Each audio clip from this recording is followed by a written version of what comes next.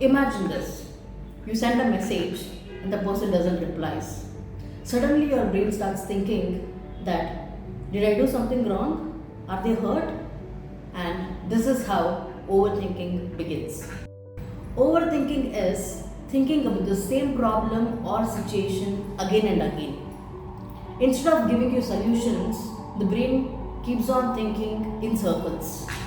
For examples, replaying the conversations way too many times, thinking about future and worrying about it constantly, and thinking about the worst case scenarios.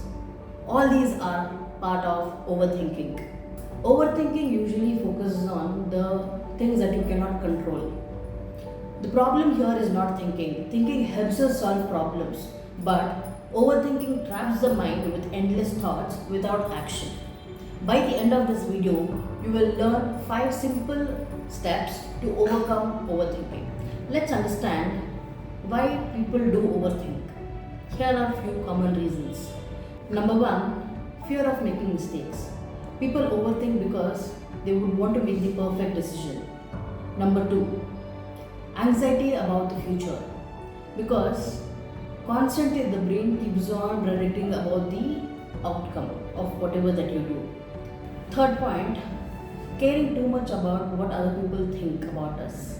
Because we replay conversations again and again and worry about how people look at us. Fourth, it's about having too much of free mental space. Now, when your brain is idle, you fill your thoughts with worries. We actually think that overthinking helps us solve problems, but usually it doesn't solve anything at all. How do you understand that you might be overthinking? Here are a few signs that you need to understand. You replay conversations repeatedly. When you're not doing anything, also you feel very stressful about it. Smallest decisions put you into a lot of stress. All these are few signs of overthinking. But don't worry, you can overcome it. Here are a few simple steps that you can overcome overthinking. The first step is writing your thoughts down. Just write down your thoughts on a sheet of paper. You can either journal it or write it just on a sheet of paper.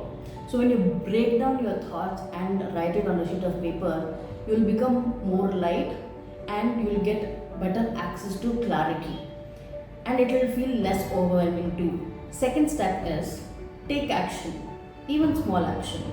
So when you're constantly thinking about something or the other, stop and think, what is it that is going around? You have to come back to reality. So distract yourself, go for a walk, do something that distracts you. Third step is focus on what you can control rather than what you cannot control.